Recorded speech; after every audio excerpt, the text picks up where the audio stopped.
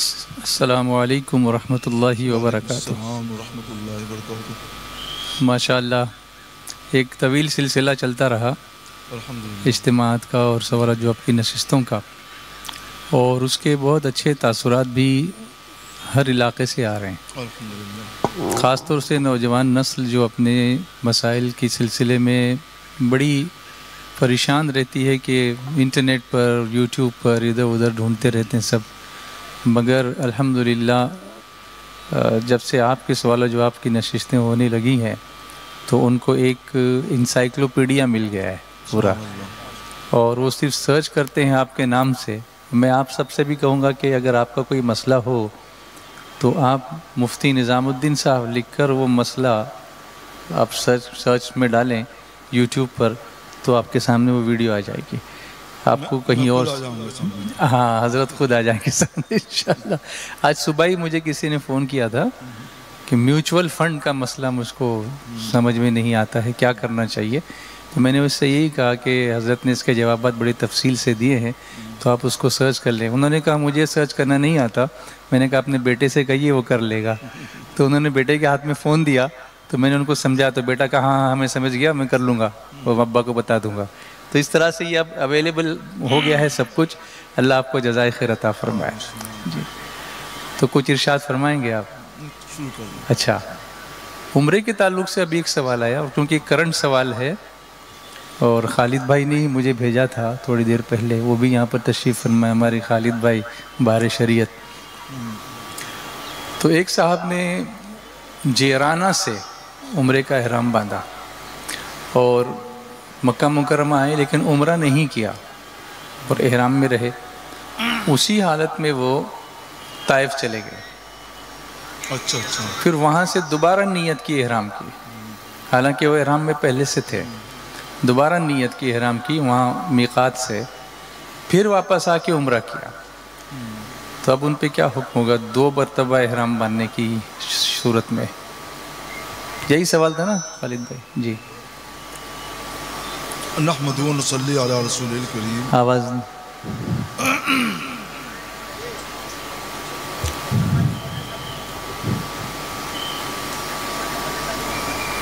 اللہم صلی علی سیدنا مولانا صلی اللہ علیہ نبی الامی وآلہ صلی اللہ علیہ وسلم، وآلہ واصحابہ بارک وسلم۔ صلاۃ و سلام علیکہ یا رسول اللہ۔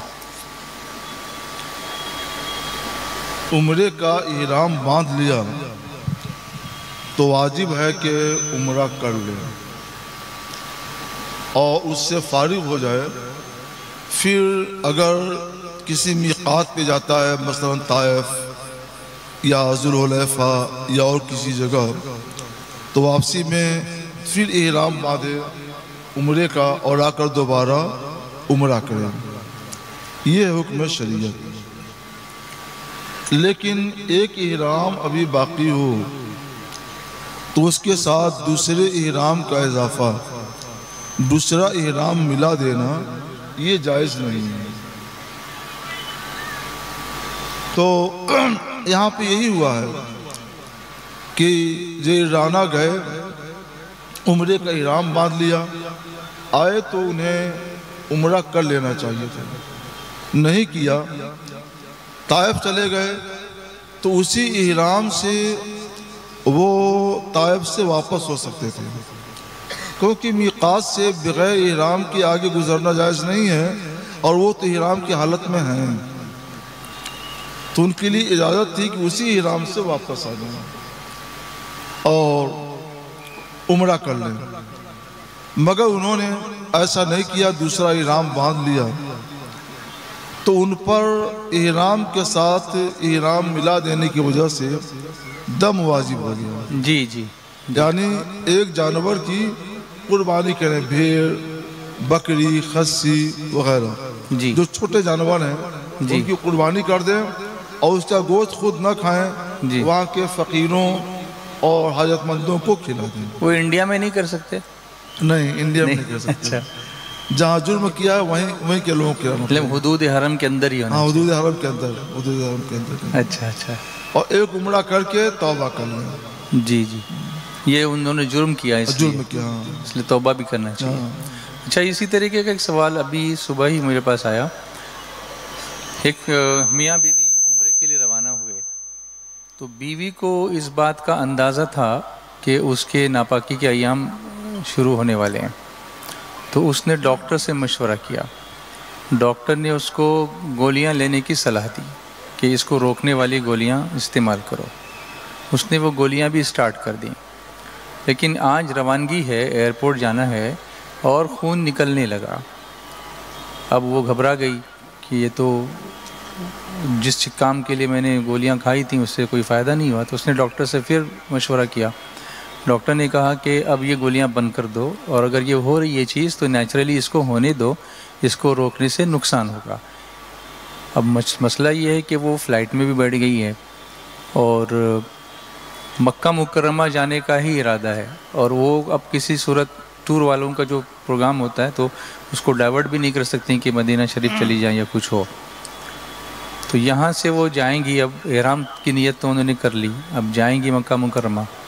7 دن ان کا قیام مکے میں ہے، مگر ان کا جو دورانیہ ہے وہ 7 دن کا ہی ہے تقریباً، جو عادت ان کی ہے۔ پھر اس کے بعد وہ مدینہ شریف جائیں گی، تو کیا اسی حالت میں وہ مدینہ شریف جا کر پھر وہاں سے فارغ ہو کر پاک ہو کر اسی احرام سے واپس آ کر عمرہ کر سکتی ہیں؟ پہلی بات تو یہ کہ حیض کو روکنے والی گولیاں نہیں کھانی چاہیے، جی، یہ صحت کے لیے مضر ہے اور عام طور پر بے فائدہ بھی۔ جی جی جیسا کہ آپ نے سنا کہ وہ بے فائدہ ہی ہے۔ جی میں 1996 میں حج کو گیا تھا، تو میرے پاس کئی ایک مسائل آئے، تو میں نے ایک لیڈیز ڈاکٹر سے پوچھا تو اس نے بتایا کہ نہیں، منع کیجیے، اور اس کا کوئی اثر نہیں ہے، صحت الگ خراب ہوتی ہے۔ جی جی اس لیے عورتیں قطعاً وہ گولی استعمال نہ کریں، ایک بے فائدہ اور دوسرے ضرر۔ جی یہ تو دوا کا حکم ہوا۔ اب جو سوال آیا ہے اس کا حکم سمجھنا چاہیے۔ جی اگر وہ عورت مکہ معظمہ میں رہتے ہوئے پاک ہو جاتی ہے جی تو غسل کے بعد یہیں پر وہ عمرہ کر لے۔ جی اگر اسے یہ اطمینان ہے کہ 8ویں دن 7 دن تک ایسی رہے گا، 8ویں دن تک پاک ہو جائے گی، تو اسے چاہیے کہ اپنا سفر اپنے شوہر کے ساتھ یا اپنے بھائی وغیرہ کے ساتھ موقوف رکھے۔ ٹور والوں کو اس کے لیے انتظام کرنا چاہیے، جب لے گئے ہیں تو اس طرح کے نازک حالات میں ان کو مناسب شرعی انتظام کرنا چاہیے۔ جی 8ویں دن وہ عمرہ کر لے، اب اس کے بعد وہ وہاں چلی جائے، مدینہ شریف چلی جائے۔ جی اور اگر وہ مدینہ شریف چلی گئی تو اسی حالت میں وہ مدینہ شریف جا سکتی ہے، مسجد نبوی شریف میں نہیں جائے گی، اندر نہیں جائے گی، اندر نہیں جائے گی، باہر کہیں بھی رہے، اور جب پاک ہو جائے تو پھر جو حاضری کا وہاں کا طریقہ ہے، وہاں کے آداب بجا لائے، بارگاہ رسالت کی حاضری کر لے تو اس کی اجازت ہوگی، اور پھر وہاں سے ایک مرتبہ اس کو مکہ معظمہ آنا پڑے گا، آ کر کے اور عمرہ کر لے۔ لیکن اب اس میں اس کو 2 مرتبہ سفر کرنا پڑے گا، تو اور شاید اپنے ہی خرچ سے کرنا پڑے، تو جب اپنے ہی خرچ سے کرنا ہے جی تو اسے رک جانا چاہیے، اور 1 دن رک کر کے عمرہ کر لے، اس کے بعد اپنے انتظام سے ہو جائے۔ جی اور اگر ٹور والے کر دیں تو یہ بہت اچھا ہے۔ جی اور اگر ان کیس وہ اسی احرام کی حالت میں مدینہ منورہ جاتی ہے تو واپسی میں اسی احرام سے آ کے جو یہاں سے مان کے گئی تھی، ہاں اسی احرام سے واپس آ سکتی ہے، الگ سے احرام کی کوئی ضرورت نہیں ہے، جی وہ اسی احرام سے واپس آئے، کیونکہ میں نے جیسا کہ بھی بیان کیا، میقات حکم یہ ہے کہ بغیر احرام باندھے وہاں سے آگے گزرنا جائز نہیں ہے، جی جی اور یہ تو احرام میں ہے ہی، جی وہ جا سکتی ہے۔ جی جی جی اچھا، مکہ مکرمہ میں جتنے دن وہ ناپاکی حالت میں رہے گی تو کس حد تک وہ جا سکتی ہے؟ اندر جہاں تو تک نہیں جا مسجد سکتی؟ حرام کا حصہ ہے جی وہاں تک نہ جائے، اور مسجد حرام جہاں تک بھی بڑھا دی گئی ہے وہاں تک مسجد حرام ہے۔ اچھا، میں سمجھتا ہوں سفید پتھر جہاں تک لگے ہوئے ہیں وہ مسجد کے لیے لگے ہوئے ہیں، وہاں تک، اس کے باہر رہے، اس کے اندر داخل نہ ہو۔ اچھا تو باہر جو ماربل لگا ہے سفید وہ بھی جی مسجد جہاں ہے؟ وہ مسجد ہی میں آئے گا. اچھا صفا مروہ جو ہے وہ بھی مسجد میں کہلائے گا؟ نہیں وہ مسجد سے خارج ہے، مسجد سے باہر ہے. تو صفا کی پہاڑی پہ جا کے ادھر اگر ہاں وہ وہاں جا سکتی ہے. وہاں جا سکتی ہے تو تھوڑا اطمینان ہو جائے گا کہ جی ہاں ادھر جا کبھی وہاں سے کعبہ نظر بھی آتا ہے. جی ہاں صفا پہ کھڑے ہوں گے تو نظر بھی آتا ہے، تو کم سے کم کعبے کی وہاں زیارت جا سکتی ہے. ہاں تو اتنی سہولت تو مل گئی. جی جی جی جی مائک بدلنا ہے، ہاں بدلیے. درود شریف پڑھیے. اللہم صلی علی سیدنا مولانا محمد معدن الجود والکرم منبع العلم والحلم والحکم وعلی آلہ واصحابہ وبارک وسلم. صلاة و سلام علیکہ یا سیدی یا رسول اللہ.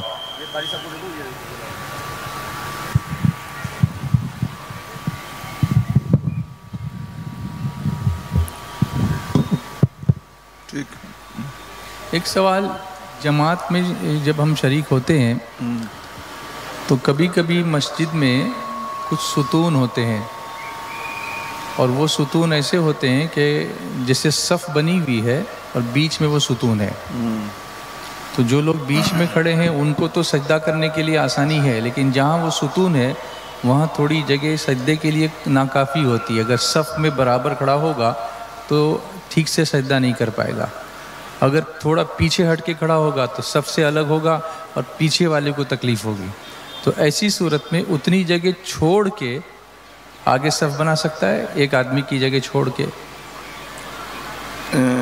اچھا وہ ایک آدمی جگہ چھوڑ دے گا. ہاں ستون والی؟ ستون والی نہیں نہیں. اچھا ستون کی مقدار جگہ چھوڑنا جائز نہیں ہے. جی حدیث پاک میں ہے کہ رسول اللہ صلی اللہ علیہ وسلم نے ارشاد فرمایا من وصل صفن وصلہ اللہ، جو صف کو جوڑے اسے اللہ جوڑے، ومن قطع قطع اللہ، اور جو صف کو ومن قطع صفن، اور جو صف کو کاٹے اسے اللہ کاٹے. تو اتنی جگہ چھوڑ کر آگے چلے جانا یہ صف کو قطع کرنا، صف کو کاٹنا ہے، اس کی اجازت نہیں ہے. وہ اسی جگہ پہ کھڑا ہو اور اگر سجدہ کرنے کے لیے اس کا سر ٹکرا جاتا ہے تو سجدہ کرنے کے وقت میں تھوڑا سا پیچھے ہٹے. اچھا ایک قدم کی مقدار پیچھے ہٹے اور سجدہ کر لے، اور پھر جب کھڑا ہونا ہو تو صف کی سیدھ میں کھڑا ہو جائے. اچھا ایسا کر سکتے ہیں؟ ہاں ایسا کر سکتے ہیں. ایڈجسٹ کرے تھوڑا جی جی نماز پڑھتے وقت. حدیث میں ہے کہ حضور صلی اللہ تعالیٰ علیہ وسلم جب ممبر بن گیا تو سرکار علیہ السلام ممبر پر کھڑے ہوئے اور اللہ اکبر کہہ کر ہاتھ باندھ لیا، تکبیر تحریمہ. ہاں اور پھر سرکار علیہ السلام نے وہیں پر قرات کی اور رکوع کیا، اور پھر وہاں سے اتر کر نیچے آئے تو سجدہ کیا. اچھا تو 3 زینے کا ممبر بنا ہوا تھا، ہاں تو 2 زینہ نیچے آئے، جی یعنی 2 قدم گویا نیچے آئے. جی تو 2 زینہ سرکار نیچے آئے اور انہوں نے سرکار علیہ السلام نے سجدہ کیا. جی جی اور بعد میں بتایا ایسا اس لیے کیا تاکہ تم لوگ نماز سیکھ لو. اچھا سلو کما رأیتمونی وصلی، ویسے نماز پڑھو جیسے میں اس کو نماز پڑھتے تو ہوئے اونچائی پر کھڑے ہونے پہ لوگ دیکھ رہے تھے دیکھ رہے تھے کہ کیسے، کیا بات ہے. تو سبحان ایک اللہ. ضرورت کی وجہ سے جی جی 2 قدم نیچے اترنا سرکار علیہ السلام نے جائز اپنے عمل سے قرار دے دیا. سبحان کہ اللہ. ضرورت ہو تو 1-2 قدم سجدے کے لیے پیچھے ہٹ سکتے ہو. کیا بات ہے. تو یہاں 1 قدم پیچھے ہٹنے کی بات ہے، 1 قدم پیچھے ہٹ کر کے سجدہ کر لے جی اس طور پر کہ پیچھے کے نمازی کو تکلیف نہ ہو. جی اور پھر بعد میں وہ آگے بڑھ جائے. کیا بات ہے ماشاءاللہ، اتنا بہترین حل. اور وہ بھی دیکھیے فقہی مسئلہ بھی آپ بیان کر رہے ہیں اور پھر حدیث شریف بھی اس کے ساتھ آپ لا رہے ہیں. یہ بڑا فیض ہے ماشاءاللہ، امام اعظم کا فیض ہے ماشاءاللہ. اللہ آپ کو سلامت رکھے ماشاءاللہ. حضرت ایک سوال، ہاں یہ سوال تو میں نے ابھی کچھ دن پہلے بھی پوچھا تھا اور اس کا تفصیلی جواب حضرت نے دیا ہے. پھر بھی اگر آپ نے پوچھا ہے تو میں پوچھ ہی لیتا ہوں.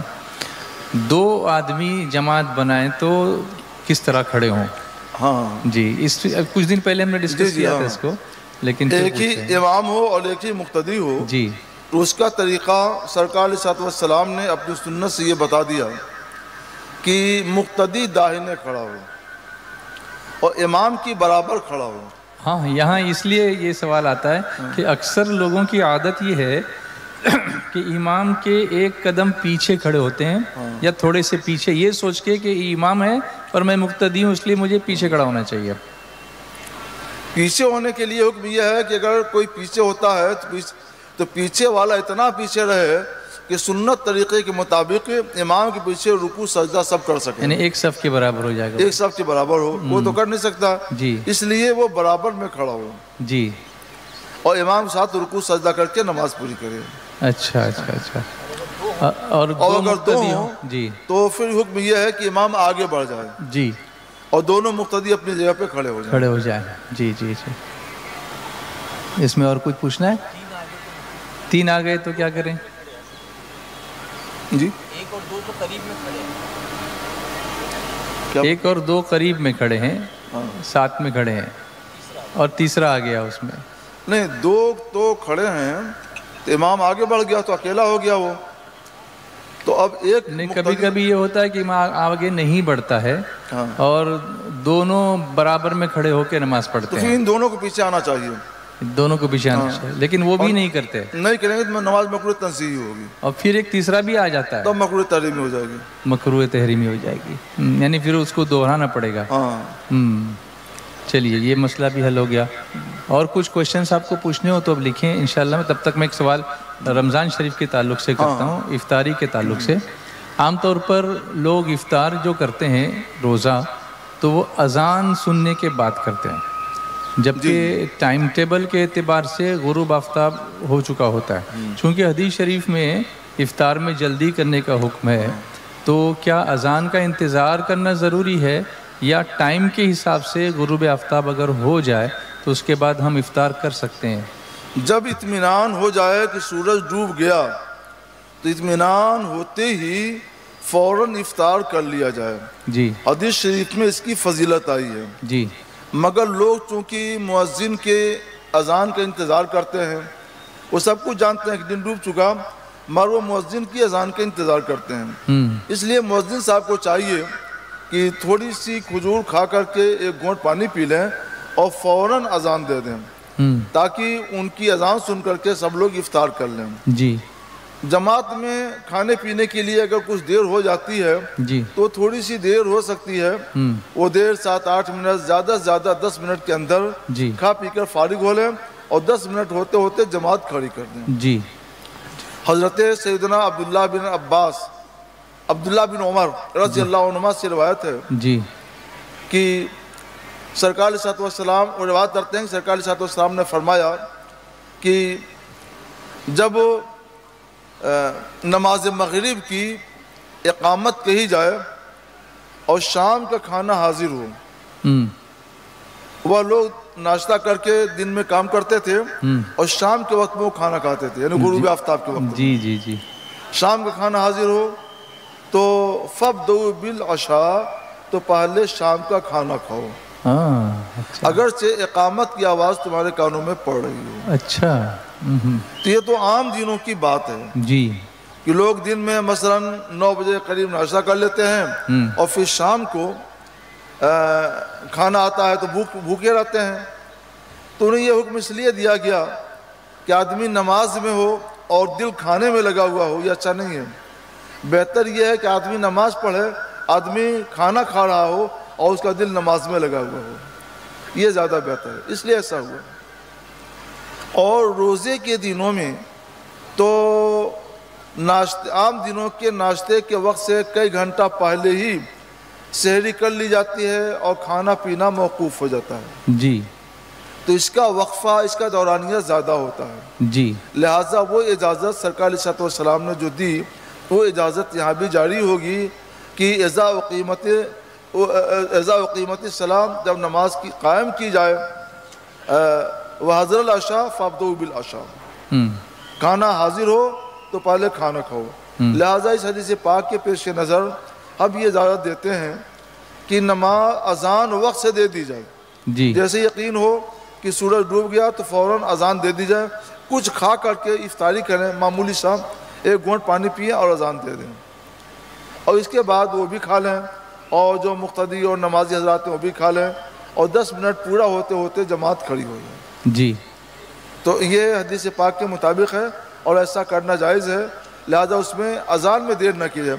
اذان میں دیر کریں گے تو نمازیوں کو اپنا افطار کرنے میں دیر ہوگی، جی جی، تو اس سے ان کو زحمت سے بچائیں اور خود بھی راحت میں رہیں اور ان کو بھی راحت اور آرام پہنچائیں۔ اچھا، اس میں ایک میرے ذہن میں ایک بات یہ آئی کہ جو نماز کا ٹائم ٹیبل دیا ہوا ہوتا ہے اس میں غروب آفتاب کا وقت لکھا ہے، اور عام طور پر مسجد میں جو مغرب کی اذان ہوتی ہے وہ اس وقت پر نہیں ہوتی، اس کے 3 منٹ تقریباً ہمارے یہاں کے 3 منٹ کے بعد ہوتی ہے۔ تو اگر کسی نے وہ 3 منٹ انتظار نہیں کیا اور وقت جو ہو گیا اسی پہ افطار کر لیا تو 1 منٹ کی کم سے کم احتیاطاً تاخیر ہونی چاہیے، 1 منٹ کم سے کم 1 منٹ کی دیر ہونی چاہیے، جی، کیونکہ کبھی گھڑی میں کا فرق پڑ جاتا ہے اور کبھی حساب جوڑنے میں بھی 10-20 سیکنڈ کا فرق پڑ سکتا ہے، جی جی تو جی، احتیاطاً 1 منٹ کی دیر کر لی جائے۔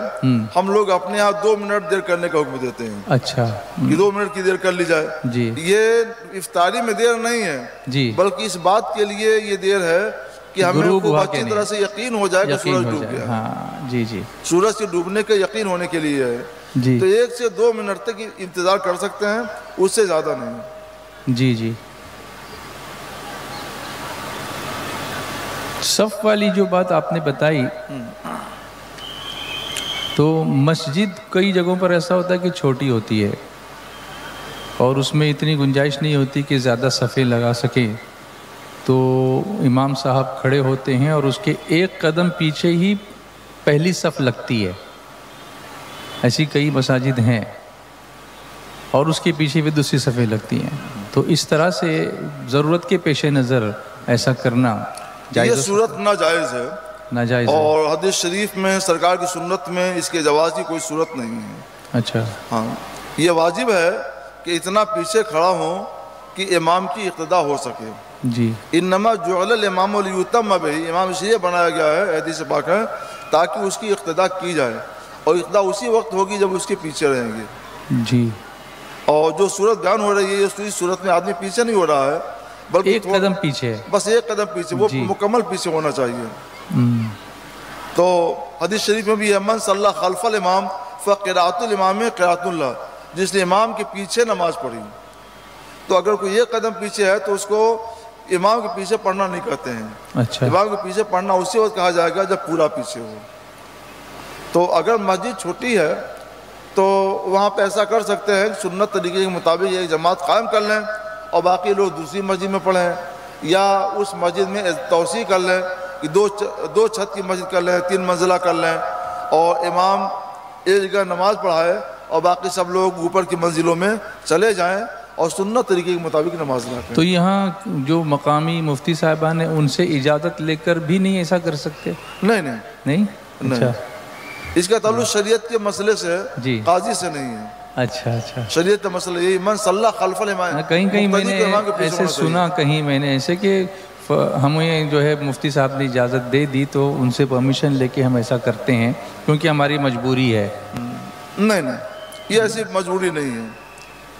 مجبوری کا مطلب یہ ہوتا ہے کہ اس کے بغیر چارہ کار نہ ہو۔ جی، ہمارے یہاں اس کے بغیر چارہ کار ہے، کیونکہ دوسری مسجدیں ہیں وہاں پڑھ لے، یا اپنی مسجد کی 2 منزل 3 منزل 4 منزل 5 منزل کی بنا لے وہاں پہ پڑھ لے، تو یہاں پہ ایسی کوئی مجبوری نہیں ہے۔ جی ٹھیک ہے، یہ بات تو کلیئر ہو گئی۔ ابھی جو آپ نے بتایا تھا کہ امام اور اس کے ساتھ 1 مقتدی ہے تو برابر کھڑے ہوں گے، 2 ہوں گے تو وہ امام آگے ہوگا یا وہ پیچھے، لیکن جو ہم لوگوں نے پوچھا تھا کہ اگر تیسرا بھی آ گیا تو آپ نے فرمایا دوسرا آ گیا تو مکروہ تحریمی، تیسرا آ گیا تو تنزیہی، اور تیسرا آ گیا تو مکروہ تحریمی۔ تو یہ ابھی سوال یہ پوچھا گیا کہ مکروہ تحریمی وہ تینوں کی ہوگی یا صرف مقتدی کی ہوگی؟ یعنی امام کی بھی مکروہ تحریمی ہو جائے گی؟ نہیں، سب کی اب ہوگی نا، سب کی ہوگی نا؟ سب کی ہوگی۔ جی، مطلب سب کو دہرانی پڑے گی، یعنی ان کی غلطی کی وجہ سے امام کو حکم ہے کہ آگے بڑھ جائے، وہ نہیں وہ بڑھا، آگے نہیں بڑھتا تو مقتدیوں کو چاہیے پیچھے پیچھے ہٹیں، آ جائیں۔ نہ انہوں نے شریعت کے حکم پر عمل کیا نہ انہوں نے عمل کیا، دونوں نے شریعت سے کے حکم سے اپنے آپ کو الگ رکھا، جی، لہذا دونوں کے لیے وہ حکم ہوگا۔ اچھا اچھا، تو ان کے لیے پینلٹی ہوگی، واپس پڑے گا۔ جی جی، حجامہ کے تعلق سے ایک سوال ہے، حجامہ سنت بھی ہے، تو کیا ہجامہ کرانے والا اس پر چارج لے سکتا ہے، یعنی اس پر رقم کوئی اس ہاں کی لے سکتا اس ہے، کی اجرت، اس کی فیس؟ یہ جائز کام ہے، جی حجامہ یہ جائز کام ہے، اور جائز کام پر اجرت لینا بھی جائز ہے۔ ہاں یہ سرکار صلی اللہ علیہ وسلم کی سنت ہے، اس کے لیے کچھ خاص دن مقرر ہیں، ان خاص دنوں میں حجامہ وہ کرے جو حجامہ کا ماہر ہو، جو ماہر ہے اور سنت کے مطابق عمل کر سکتا ہے، حجامہ کر سکتا ہے، تو اس کو وہ کر سکتا ہے، اس کے لیے اجازت ہے، اور جو یہ جائز کام کرے گا اس پر وہ اجرت بھی لے سکتا ہے، بس اجرت معلوم ہونی چاہیے۔ مثلا یہ بتا دے کہ ایک حجامہ پر مثلا 50 روپے لے گا، تو اجرت معلوم و متعین ہونی چاہیے۔ جی جی، یہ سوال بھی اس سے پہلے کی نشستوں میں آ چکا ہے، لیکن اس علاقے میں نئے لوگ ہیں تو نئے طریقے سے ہیوی ڈپازٹ پر گھر لے کر اس کو کرائے پر دینا کیسا ہے؟ ہیوی ڈپازٹ یہ کہ نام الگ ہے، بدلا ہوا ہے، حقیقت یہ ہے کہ لمبی رقم کسی کو قرض دے دی جاتی ہے، اور اس قرض کے دباؤ کی وجہ سے مقروض کا کوئی مکان یا اس کی دکان لے لیتے ہیں، اس مکان یا دکان سے اپنا اس میں رہتے ہیں، کوئی فائدہ اٹھاتے ہیں یا اس کو کرائے پر دے دیتے ہیں۔ تو قرض دے کر قرض کی وجہ سے نفع حاصل کرنا ہے، اور قرض دے کر قرض کی وجہ سے نفع حاصل کرنا یہ حرام ہے اور سود ہے اور گناہ ہے۔ حدیث پاک میں ہے، مسند حارث میں حدیث پاک ہے، حضرت علی مرتضیٰ رضی اللہ تعالیٰ نے روایت کرتے ہیں کہ رسول گرامی وقار صلی اللہ تعالیٰ علیہ وسلم نے ارشاد فرمایا، کلو قرض جر نفعا فہو ربا، قرض کی وجہ سے جو نفع حاصل ہو وہ سود ہے۔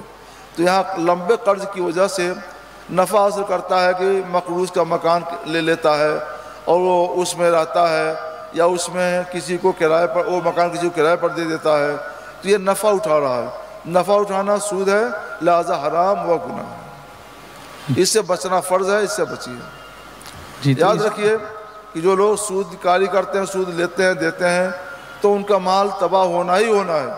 اللہ تعالیٰ فرماتا ہے یمحق اللہ الربا، اللہ سود کو مٹاتا ہے۔ یہ مت دیکھیے کہ فوری طور پر ہمارے لیے اتنا نفع ہو گیا، اتنا نفع مل گیا، نہیں، یہ دیکھیے کہ وہ ایک منحوس مال ہے، ناپاک مال ہے، اور اللہ تعالیٰ اس کی برکت اٹھا دیتا ہے۔ تو اس کی کوئی ایسی صورت ہے کہ اس سے فائدہ اٹھایا جا سکے؟ ہاں، اس کی کچھ صورت ہو سکتی ہے، مثلا وہ لوگ جو کرایہ پر لین دین کر لیتے ہیں تو ہیوی ڈپازٹ دے دیں جی، اور مکان نہ لیں، بعد میں 2 دن کے بعد، 4 دن کے بعد یا 2-4 گھنٹے کے بعد بھی ملے، اور پھر مکان کو کرائے پر لے لیں۔ اچھا، یعنی جو قرض دہندہ ہے، قرض دینے والا مقروض کا مکان کرائے پر لے لے، ہاں، اور اس میں ہیوی ڈپازٹ کا کوئی ذکر نہ ہے، اچھا، تو وہ ایک الگ ہی بات ہو گئی یہ ایک الگ معاملہ ہوا، جی۔ تو یہ صورت جائز و درست ہے، اس میں کوئی عرض نہیں، ہاں، تو جب وہ کرایہ دے گا تو پھر اس کو استعمال کر سکتا ہے، استعمال کر سکتا ہے۔ ہاں، تو یہ سب صورت ہوگی۔ ماشاء اللہ۔ خطبے کی جو اذان ہے جمعہ میں یا پھر، تو اس کو کہاں ہونا چاہیے؟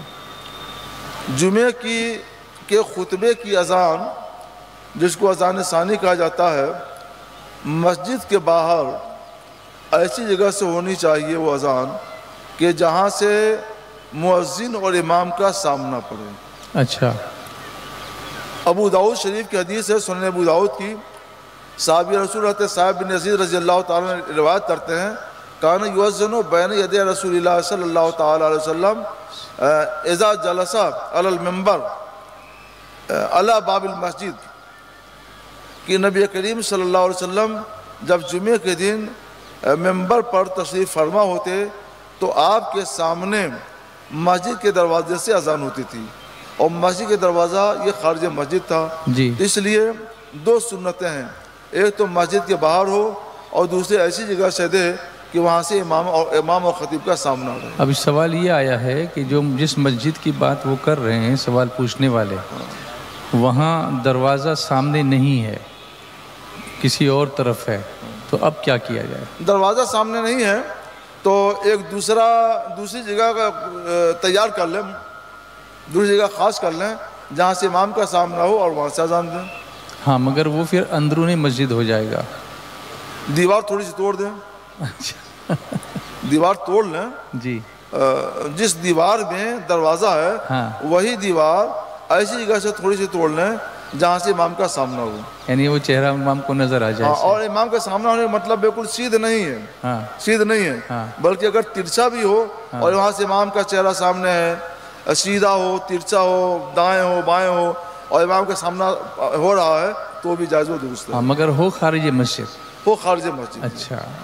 اور اگر اندر دیتے ہیں تو اندر کی کچھ صورتیں جائز اور کچھ صورتیں ناجائز ہیں.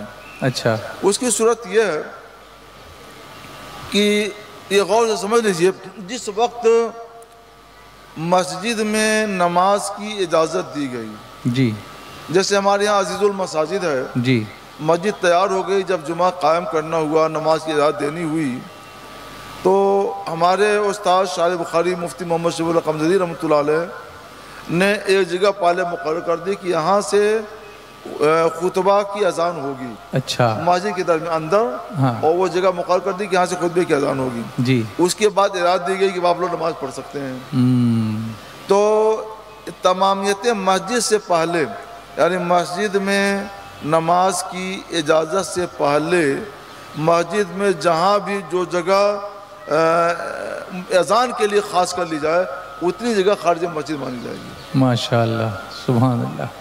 لہٰذا اگر مسجد بڑی ہو اور اس کے درمیان کوئی حوض بنا دیا جائے اور بعد میں اجازت دی جائے تو وہ حوض خارج مسجد ہوگا. اچھا اچھا اچھا اچھا. یا جیسے دہلی کی جامع مسجد ہے, وہاں پر میزنا بنا ہوا ہے اذان دینے کی جگہ, وہ مسجد کے باہر نہیں, مسجد کے اندر ہی ہے, جو حوض کے قریب میں ہے. جی. تو وہ اذان دینے اس لیے جائز ہے کہ وہ پہلے ہی سے تمامیت مسجد سے پہلے, مسجد کی اجازت سے پہلے ہی وہ جگہ اذان کے لیے خاص ہو گئی تھی. اس کو میزنا کہتے ہیں. جی جی. تو اگر کوئی جگہ مسجد کی اجازت سے پہلے, نماز کی اجازت سے پہلے مسجد میں خاص کر لی گئی اذان دینے کے لیے, تو جہاں بھی خاص کر لی جائے وہ خارج, اتنی جگہ خارج مسجد ہوگی اور وہاں سے اذان دینا جائز ہوگا. لیکن اگر جگہ کوئی خاص نہیں کی گئی اور اجازت دے دی گئی کہ آپ لوگ نماز پڑھیں, ہمیشہ کی اجازت دے دی گئی, تو اب دروازے کے سوا کوئی چارہ کار نہیں ہے, اب دروازے پر ہی اذان دینی پڑے گی. اچھا. اور مسجد کے اندر اذان دینا یہ ناجائز ہے, بدعت ہے, خلاف سنت ہے. اچھا, لیکن نماز ہو جائے گی اگر دی تھی. ہاں نماز تو خیر ہو جائے گی. جی جی نماز ہو جائے گی. جی جی. اچھا, ایک سوال یہ ہے کہ کیا میاں بیوی جماعت سے نماز پڑھ سکتے ہیں؟ میاں امامت کرے, بیوی اس کے ساتھ پڑھے. 14 شرطیں ہیں. 14 شرطیں ہیں کہ وہ شرطیں پائی جائیں گی تو نماز فاسد ہو جائے گی. اچھا. ہاں, اور اگر وہ شرطیں نہ پائی جائیں تو نماز ہو سکتی ہے. ہو سکتی ہے. اس کی ایک تفصیل ہے جو بار شریعت کے اندر مذکور ہے جی. امامت اور اقتداء کے بیان میں, تو اس کو دیکھ لینا چاہیے اور اس کے مطابق ہی کوئی ایسا کرتا ہے تو عمل کرنا چاہیے. اچھا, بیوی حنفی ہے اور شوہر شافعی ہے, تو کیا دونوں اپنے اپنے مذہب پر نماز پڑھ سکتے ہیں؟ اپنے اپنے مذہب پر دونوں نماز. یہ کوئی ضروری نہیں ہے کہ بیوی بھی شافعی ہو جائے؟ نہیں, ایسا کچھ نہیں. اور بچے کس کی پیروی کریں گے؟ بچے بالغ ہونے کے بعد جس مذہب کو بہتر سمجھے اس کو اختیار کر سکتے ہیں. اچھا, ان کو اختیار ہوگا اس چیز کا. اچھا. سترہ اگر پردے کی شکل میں آگے لٹکایا ہوا ہے, زمین پہ نہیں رکھا ہے, تو کیا وہ سترہ مانا جائے گا؟ ہاں, کپڑے یا پلاسٹک والے لوگ لٹکا دیتے ہیں, وہ سترہ نہیں ہے اور وہ سترے کے لیے کافی نہیں ہے. سترے کے لیے ضروری ہے کہ ایسی کوئی چیز ہو جو زمین میں نصب ہو سکے. ہاں, جو زمین میں نصب ہو اور اس کو چھوڑ دیا جائے تو وہ نصب رہے, اس کو آگے کر کے اور نماز پڑھ سکتے ہیں. حضور صلی اللہ تعالی علیہ وسلم نیزے سے چھوٹا ایک نیزہ رکھتے تھے. جی. وہ عصائی ہوتا تھا, اس میں کچھ لوہے کے پھل لگے ہوئے ہوتے تھے, وہ لے کے چلتے تھے, اور جہاں سترے کی ضرورت ہوتی تھی تو وہ عصا زمین میں ایسے مار دیتے تھے تو وہ دھنس جاتا تھا, اور پھر اس کے پیچھے سرکار صلی اللہ علیہ وسلم کھڑے ہو کر اس کو آگے کر کے نماز پڑھتے تھے. جی. تو سترہ ایسا ہونا چاہیے جو زمین میں نصب ہو سکے, اپنے حساب سے زمین میں وہ ٹھہر سکے. ہاں لیکن پردہ اوپر سے لٹکا ہو تو نہیں یہ نہیں, تو نہیں ہوگا, وہ ستھرا نہیں, اس کا ستھرا کوئی نہیں بات ہوگا. لیکن 2 لکڑیاں نصب ہوں اور اس پہ پردہ لگا ہو تو پھر ہو جائے گا. ہاں وہ تو ہو جائے گا, وہ ہو جائے گا. جی. مکبر اگر داڑھی منڈا ہو تو اس کی تکبیر پر جو لوگ نماز پڑھیں ان کی نماز کا کیا حکم ہوگا؟ ہاں یہ مسئلہ تو ہے. مکبر لوگ آسان سمجھتے ہیں. جی. مکبر کی یا تبلیغ کی جو خدمت ہے, جو سنت ہے, یہ سنت صدیقی ہے. سبحان اللہ. حضرت ابوبکر صدیق رضی اللہ تعالیٰ عنہ سب سے پہلے مکبر اور مبلغ ہیں. اچھا ماشاء اللہ, سبحان اللہ. تو اب سوچ لیں آپ کہ کس پائے کے عالم تھے. صحابہ میں سب سے زیادہ علم والے, سب سے زیادہ فضیلت والے, سب سے زیادہ تقوی والے. سبحان اللہ. تو مبلغ گھر ایسے غیر کو نہیں بنا دینا چاہیے. یہ سنت صدیقی ہے. جی. تو اس کا لحاظ کریں, اور جو علم میں, فضل میں, تقوی میں اعلیٰ ہو, اچھا ہو, اسی کو مبلغ و مکبر بنائیں. لوگ کہیں بھی خود سے ہی یہ خدمت انجام دینے لگتے ہیں, یہ غلط ہے. اس کی اجازت نہیں, ایسا نہ کریں. جی. جس کو مکبر اور مبلغ مقرر کیا جائے وہی بولے, اس کے علاوہ کوئی دوسرا نہ بولے. ایک تو ہر کوئی اس کے لائق نہیں ہوتا ہے, اور دوسرے لائق بھی ہو تو اگر وہ تربیت یافتہ نہیں ہے تو الٹا سیدھا کسی بھی وقت وہ تکبیر کر دے گا, تو اس سے لوگوں کی نماز پر اثر پڑتا ہے. تو کبھی بھی ایسا نہیں ہونا چاہیے. جو تکبیر کے لیے تربیت یافتہ ہو اور مقرر ہو وہی کہے, اس کے علاوہ نہیں. جی. دیکھیے جو مکبر ہوتے ہیں ان کی بھی اقتدا کی جاتی ہے. حدیث شریف میں ہے جی. کہ سرکار علیہ السلام بیٹھ کے نماز پڑھا رہے تھے, تو حضرت ابوبکر صدیق رضی اللہ تعالیٰ سرکار کی اقتدا کر رہے تھے, اور باقی سارے لوگ حضرت ابوبکر صدیق رضی اللہ تعالیٰ کی اقتدا کر رہے تھے. سبحان اللہ. تو اقتدا ہی ہے. جی. جو اقتدا کا حکم ہے وہ آپ سمجھتے ہیں کہ امام کیسا ہونا چاہیے. امام کے لیے ضروری ہے عالم ہو, سب سے زیادہ علم والا ہو, سب سے زیادہ قرات والا, اچھی قرات والا ہو, تقوی والا ہو, فضل والا ہو. تو ایسے ہی جو اس کا نائب ہے, مکبر کیا اس کا نائب ہے, تو اس کے نائب کو بھی ویسے ہی ہونا چاہیے کہ علم والا ہو, فضل والا ہو, سنت کے بارے میں جانتا ہو, قرات صحیح ہو, یہ ساری چیزیں درست ہونا چاہیے. جی. اور جو داڑھی منڈا ہے وہ بھی موقع مل جاتا ہے, چلو اب ہم ہی میں امامت کریں. اس کی امامت تو مکروہ ہے. جی. وہ بھی مکروہ تحریمی ہے. تو ہرگز ایسا کوئی شخص تکبیر اور تبلیغ نہ کہے, اس کی وجہ سے لوگوں کی نمازوں پر اثر پڑے گا. جی. جی. شاہ صاحب آپ نے فرمایا امام جو ہو عالم ہو اور بہترین, یعنی زیادہ علم والا اور بہترین قاری بھی ہو. تو ان دونوں میں کس کو پہلے آگے کیا جائے گا؟ ہمارے ہاں عالم ہے. جی. سب سے پہلے عالم ہے, اور جو عالم ہوگا وہ اقرا بھی ہوگا. جی. ماشاءاللہ. کسی کا پڑوسی سودی کاروبار کرتا ہے تو یہ پوچھ رہے ہیں کہ کیا تیل, نمک, مرچ ان کے گھر سے لے سکتے ہیں؟ کسی کا پڑوسی سودی کاروبار کرتا ہے, اس کو سمجھائیے, اسے یہ سب چیزیں نہ لیجیے, جہاں تک بچ جائیں گے اتنا اچھا رہے گا. جی. ہم ناجائز تو نہیں کہتے ہیں, لیکن اس طرح کی جو روزی کسی کے پیٹ میں جاتی ہے تو اس کی دعائیں مقبول نہیں ہوتی ہیں, اس کو نماز اور عبادت کی لذت نہیں ملتی ہے. یہ یاد رکھیے گا, نماز کی لذت نہیں ملے گی, عبادت کی لذت نہیں ملے گی, ایمان کی لذت نہیں ملے گی. ناجائز تو نہیں ہے مگر بچنا چاہیے. جی. کسی NGO کے پاس پورے سال میں اتنی رقم جمع ہوئی, وہ ڈونیشن لیتے رہے, اب وہ رقم نصاب کو پہنچ گئی اور سال گزر گیا اس پر, تو کیا اس NGO کو اس رقم کی زکوٰۃ نکالنی ہوگی؟ NGO کیا ہے؟ نان گورنمنٹ آرگنائزیشن, یعنی ایسی کوئی تنظیم ہے, کوئی کمیٹی ہے, تو وہ جمع کر رہے ہیں, لوگوں کو دینے کے لیے جمع کر رہے ہیں, غریبوں کی مدد کرنے کے لیے جمع کر رہے ہیں, تو ایک اچھی خاصی رقم جمع ہو گئی اور پھر وہ نہیں, ان پر زکوٰۃ نہیں ہے. کیونکہ وہ اس رقم کے مالک نہیں ہیں، اچھا اس رقم کے منتظم ہیں کہ اپنے انتظام میں رکھ کر کے اسے لوگوں میں بانٹنے والے، ہاں تو ان کے اوپر اس کی زکوٰۃ نہیں ہے۔ اچھا اچھا ہاں، جن لوگوں نے ڈونیٹ کیا ہے ہاں ان کے اوپر ہوگا۔ ان کے اوپر ہوگی جی۔ یہ کوئی زید صاحب ہیں، ان کو شادی کے بعد معلوم ہوا کہ بیوی پہلے سے حاملہ تھی، لیکن یہ بات ان کو نہیں بتائی گئی۔ کسی دوسرے شخص سے یہ بات معلوم ہوئی اور اب وہ شخص اب انتقال کر چکا ہے، تو کیا کرنا ہوگا ان کو؟ شوہر تو زندہ ہے، جس شخص نے یہ بات اس کو بتائی کہ یہ معاملہ پہلے کا ہے وہ انتقال کر گیا۔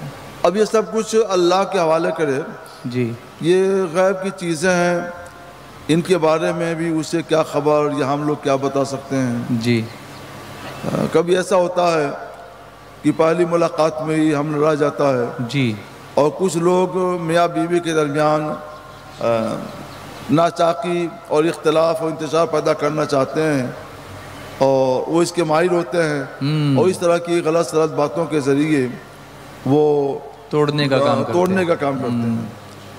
تو ایسے لوگوں کی چکر میں نہ پڑیں اور ان کی باتیں نہ سنیں۔ جی اگر کوئی ایسا کہتا ہے تو اس کی ذمہ داری ہوتی ہے کہ وہ 4 گواہ پیش کرے، اچھا، اور عینی گواہ پیش کرے، چشمدید گواہ، اور 4 گواہ چشمدید نہیں پیش کر سکے گا تو حکومت اسلام ہوتی، سلطنت اسلام ہوتی، تو اس کو 80 کوڑے مارے جاتے ہیں۔ اچھا، جس نے یہ بات پھیلائی ہے اس پر کسی کی عزت سے، عفت سے، پاک دامنی سے کھلواڑ کرنا یہ سخت حرام و گناہ ہے۔ اور ایسے لوگوں کے بارے میں فرمایا گیا کہ لا تقبلوا لهم شہادۃ ابدا، ان کی شہادت کبھی قبول نہ کرو، قرآن پاک نے فرما دیا۔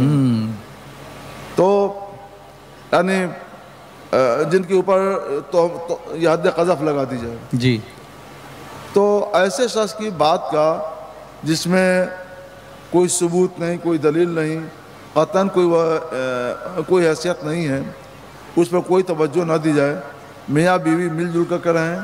یہ بچہ اپنے باپ کا ہے، جی، اس عورت کے شوہر کا ہے، جی، اور اسی طور پر اس بچے کی نگہداشت، اور جب پیدا ہو جائے تو اس کی تربیت ہے۔ جی جی جی۔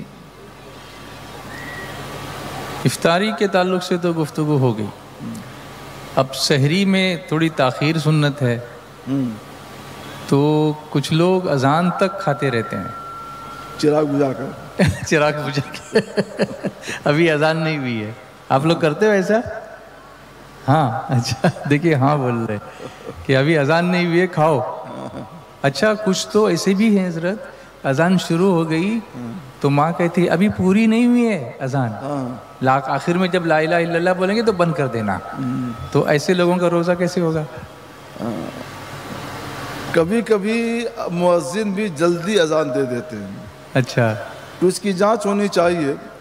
مؤذنوں کو چاہیے کہ جیسے ہی سحری کا وقت ختم ہو ویسے ہی فوراً وہ اذان دے دیں، جی، تو نہ پہلے اذان دیں نہ دیر کریں۔ جی، تو اگر کسی مؤذن کی عادت یہی ہے تو اور اس کی اذان کے دوران تک کوئی کھاتا رہا تو اس کا روزہ نہیں ہوا، جی، اور قصداً کھایا ہے تو اس کے اوپر قضا بھی ہے اور کفارہ بھی ہے، دونوں ہیں۔ قضا کا مطلب ایک روزہ توڑا تو ایک روزے کی قضا ایک روزہ ہے، اور کفارے کا مطلب کیا ہے کہ ایک روزہ توڑا اگر رکھ کر کسی نے روزہ توڑ دیا تو ایک روزے کے توڑنے کی وجہ سے 60 روزے اس کو دینے پڑیں گے، 60 روزے کا 60 روزے، ہاں 60۔ تو قصداً یہ کھانا پینا، روزہ توڑنا نہیں چاہیے، اور احتیاط کیجیے۔ اسی لیے ہدایت کی جاتی ہے کہ افطاری کے وقت سے 5 منٹ پہلے ہی سحری بند کر دی جائے، دیر کی جائے مگر 5 منٹ پہلے سحری بند کر دیں۔ سحری کا وقت ختم ہونے سے 5 منٹ پہلے، سحری کا وقت ختم ہونے سے 5 منٹ پہلے سحری بند کر دیں، اذان کا انتظار نہ کریں۔ اذان کا انتظار نہ کریں، اگر روزہ رکھ کے توڑیں گے، اذان صبح صادق کے بعد ہوتی ہے نا، ہاں، روزہ رکھ کے توڑیں گے تو قضا اور کفارہ دونوں دینا پڑے گا۔ جی جی۔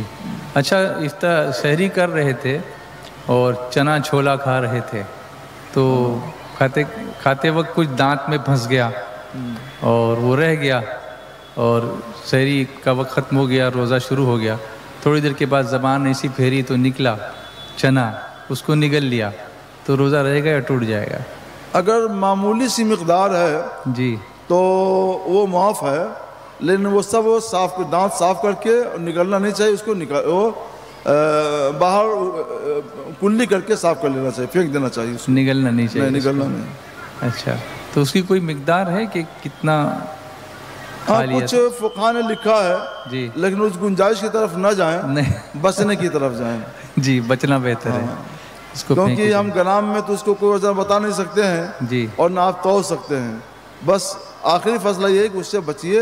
دانت پھنسا ہے تو وہ صاف کر کے کلی کر کے اور اگل دیجیے اس کو. جی. رات کو سو رہا تھا اور سحری کے لیے آنکھ نہیں کھلی، اچانک ہڑبڑا کے اٹھا رہے میری تو سحری رہ گئی، اور اٹھ کے اس گمان میں کہ ابھی سحری کا وقت ہے جلدی جلدی پانی پی لیا. پھر دیکھا تو پتہ چلا کہ وقت تو ختم ہو گیا تھا. تو آج کے روزے کا کیا کرے گا؟ اس کو جلدی نہیں کرنی چاہیے جی بلکہ تحقیق کر لینا چاہیے کہ روزے کا وقت ہے کہ نہیں. جی. اور اس کے بعد، کیونکہ سونے میں عموماً آدمی کچھ کا کچھ گمان کر لیتا ہے جسوں کو اٹھا تو، جی، اس لیے اسے ایسا نہیں کرنا چاہیے تھا. لیکن اگر اس کا گمان یہی ہوا کہ وقت باقی ہے تو اس کے اوپر کفارہ تو نہیں ہوگا، قضا دینا پڑے گا. قضا دینا پڑے گا. جی جی. لیکن آئندہ ایسا نہ کریں. جی جی. ناپاک ہو گیا، احتلام ہو گیا اور سحری کے وقت اتنا ٹائم نہیں تھا کہ غسل کر کے سحری کرتا، تو کیا ناپاکی کی حالت میں سحری کر سکتا ہے؟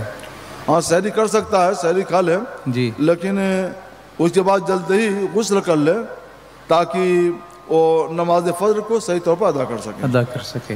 اچھا، اس سے متصل ایک سوال نماز کے تعلق سے ہے کہ ناپاکی ہو گئی اور ایسے وقت میں اٹھا کہ ابھی غسل کرے گا تو نماز کا وقت ختم ہو جائے گا، تو ایسی صورت میں نماز کیسے ادا کرے؟ تیمم کر کے نماز پڑھ لے جی، اور پھر بعد میں غسل کر کے دوہرا لے. اچھا، دہرانا بھی پڑے گی؟ ہاں، دہرانا پڑے گا. اچھا، یہ دہرانا مطلب طلوع آفتاب کے 20 منٹ کے بعد کرنا پڑے گا؟ ہاں جی. ہاں. اچھا، دو تیمم کرے گا تو کپڑے چینج کرے گا؟ کپڑے ناپاک ہیں جی، تو کپڑے تو بدلنے پڑیں گے. جی جی جی. اچھا، عورتوں کو اعتکاف کرنا ہو تو اس کا طریقہ کیا ہے اور کتنے دنوں کا اعتکاف کر سکتی ہیں؟ عورتیں بھی اعتکاف کر سکتی ہیں. اس کا طریقہ یہ ہے کہ گھر میں کوئی روم، کوئی کمرہ نماز کے لیے خاص کر لیں. جی. اس کو ہم لوگ مسجد بیت کہتے ہیں، گھر کی مسجد. تو اس میں نماز کی فضیلت اس کو ملے گی. جی. اور اس میں وہ اعتکاف بھی کر سکتی ہے. جی. اس کا احترام کرے اس کمرے کا، اور اس کو گندگی سے، نجاست سے بچائے، بچوں کو نہ جانے دیں اور اس کی حفاظت کرے. اس میں نماز بھی پڑھے، اس میں اعتکاف بھی کرے. کتنے دن کا اعتکاف کر سکتی ہیں وہ؟ 10 دن. 10 دن کر سکتی ہیں؟ ہاں، کر سکتی ہیں. اچھا اچھا. اچھا، شرارت بچے کرتے ہیں تو ماں باپ ان کو مار سکتے ہیں یا مار سکتے ہیں تو اس کی کیا لمٹ ہو سکتی ہے؟ یہ پوچھا. شریر بچے جی عموماً ذہین ہوتے ہیں. ذہین ہوتے ہیں. ہاں. جی. جو شرارت نہ کرے سمجھ جائے کہ یہ تھوڑا سا ہے معاملہ کیا اس کا تو اس کو مارے نہیں. جی. اس کا دماغ کسی اور طرف بہلا دیں. ہاں، ڈائیورٹ کر دیں اس کو. جی. وہ بچوں کا ذہن فوراً بدل جاتا ہے. جی. کسی اور کام میں لگا دیں، کوئی اور کام اس کو بتا دیں. وہ شرارت کیوں کرتے ہیں؟ وہ ہیں ذہین، ان کو کوئی کام چاہیے اور آپ کوئی کام دے نہیں رہے ہیں، موبائل دیکھ رہے ہیں، تو پھر وہ بھی کچھ کریں گے. تو کل سے آپ کو موبائل چھین لیں گے. تو ان کو مصروف کر دیں. ہاں، تو ان کو مصروف رکھیے. آپ کے تو سینکڑوں شاگرد گزرے ہیں. جی. سینکڑوں آپ کے شاگرد گزرے ہیں. کوئی ایسا ایگزامپل یاد آتا ہے؟ اللہ تربیت اس تعلق سے. ہاں، اس تعلق سے کہ بہت شریر تھا لیکن بڑا ذہین تھا. ایسا بعد میں اصلاح چونکہ ہو جاتی ہے. جی. بچپنے میں بچوں کو اس کا احساس نہیں ہوتا ہے جی کہ وہ کیسے ہیں، تو وہ کوئی بھی شرارت کر لیتے ہیں. ان کی عقل صحیح رہنمائی نہیں کر پاتی ہے. لیکن بچے جب بڑے ہو گئے، پڑھ لکھ کر کے تیار ہو گئے، تو علم ان کی صحیح رہنمائی کرتا ہے، اور پھر وہ شرارت اگر کرتے بھی ہیں تو ایک حد میں رہ کر وہ شرارت کرتے ہیں۔ ہیں ایسے بچے جنہوں نے شرارت کی اور وہ شرارت ان کے ذہن کے مطابق ہوتی ہے، ان کی فکر ہے، ان کا ذہن ہے، اس کے مطابق ہوتی ہے، اور پھر وہ اپنی اصلاح بھی کر لیتے ہیں۔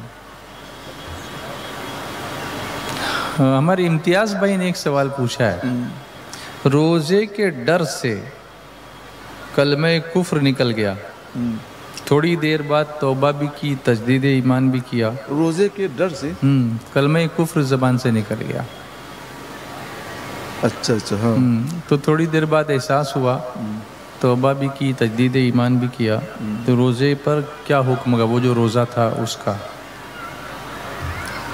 اچھا، پہلے روزے سے تھا وہ، جی، تو وہ توبہ کرے، تجدید ایمان کر لے، اور اگر ابھی نیت کا وقت باقی ہے، وہ روزہ تو گیا، جی، اگر وقت نیت کا باقی ہے، یعنی ذبح کبریٰ سے پہلے کا وقت ہے، تو نئے روزے کی نیت کر لے۔ اگر کھایا پیا نہیں ہے تو نئے روزے کی نیت کر کے اور پھر روزہ رکھے وہ کنٹینیو ہو جائے، وہ تو ختم ہو گیا۔ جو اچھا، پہلے روزہ تھا وہ تو گیا، وہ روزہ تو گیا، ہاں، لیکن ابھی ذبح کبریٰ کا وقت نہیں آیا، مثلا 9 بجے ہے، 10 بجے کا وقت ہے، اور کچھ کھایا پیا بھی نہیں ہے، تو وہ توبہ تجدید ایمان کے بعد نئے روزے کی نیت سے پھر روزہ رکھ لے۔ اور اگر اس کے بعد ہوا تو تب تو اس کو قضا کرنی پڑے گی۔ جی جی، بس غروب آفتاب کا وقت ہو گیا ہے، لیکن یہ آفتاب تو نہیں غروب ہوگا انشاءاللہ، علم کا دریا ہے انشاءاللہ تعالی، اس کی کرنیں اور بھی بکھرتی رہیں گی انشاءاللہ تعالی۔ اللہ آپ کو جزائے خیر دے اور سلامت رکھے۔ وعلیکم السلام ورحمۃ اللہ۔